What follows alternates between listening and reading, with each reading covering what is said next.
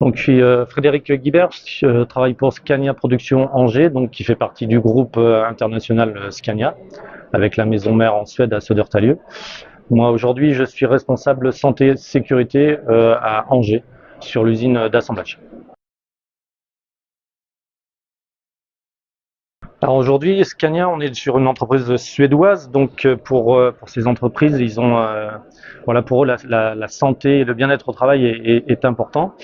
Et le travail qu'on a fait sur les addictions nous permet aujourd'hui de proposer à des personnes qui ont des problématiques d'addiction à l'alcool aujourd'hui un accompagnement s'ils le souhaitent.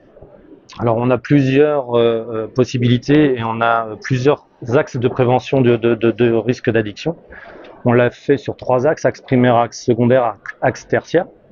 Donc tout ce qui est axe primaire, on propose de la formation à tous nos employés sur l'addiction et les problèmes d'alcool. Donc ça, c'est lorsqu'ils sont intégrés chez nous en CDI, CDD. Avant, en intégration, lorsqu'on intègre du personnel intérimaire, on a également dans nos formations d'accueil qui durent 3 jours, une partie sur la santé, le bien-être et une thématique addiction. Ensuite, on a plutôt un axe secondaire où on vient plutôt permettre à nos managers d'identifier, d'évaluer les risques par rapport à leurs opérateurs qu'ils ont sous eux. Et donc à ce moment-là, c'est une formation plus sur comment je peux manager la sécurité avec un axe addiction alcool. Et puis après, en troisième phase, la phase tertiaire, on est plus sur un accompagnement personnel. C'est-à-dire qu'on a repéré une personne et donc à ce moment-là, il lui a été proposé un accompagnement personnel. Donc ça peut être proposé par le manager, par la direction ou par le médecin du travail.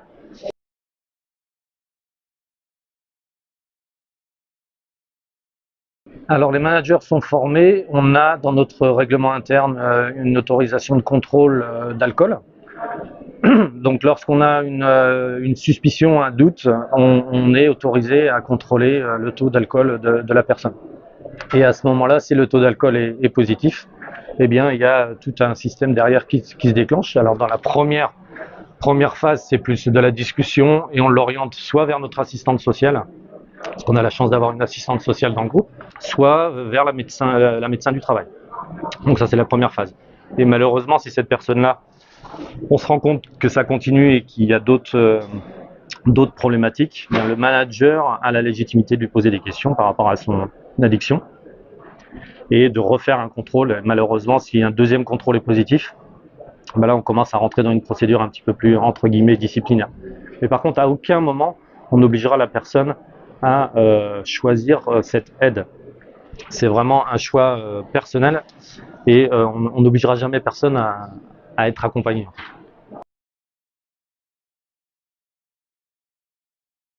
C'est un organisme externe qui a une formation en addictologie qui dure 1 heure et demie, je ne sais plus exactement. Et donc où on sensibilise à la consommation d'alcool, qu'est-ce qu'une addictologie à l'alcool, les différents types d'addictologie.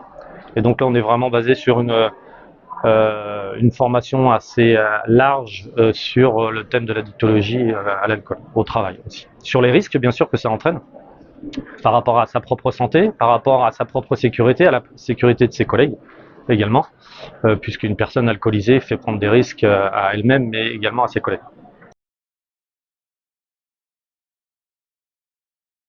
L'addiction, malheureusement, l'alcool, c'est un fléau aujourd'hui dans notre société. Et donc, forcément, qu'une entreprise où aujourd'hui nous sommes 1400 personnes à Scania Production Angers, bah forcément qu'on est confronté à ce type de problématique.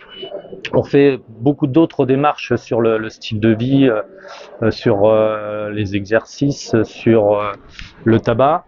On fait également des accompagnements. Cette semaine, par exemple, dans l'entreprise, on est sur ce qu'on appelait la semaine Healthy. Donc, on a des menus tous les jours sur le bien manger. Voilà, il y a plein de démarches qui sont faites et donc l'addictologie à l'alcool en fait partie.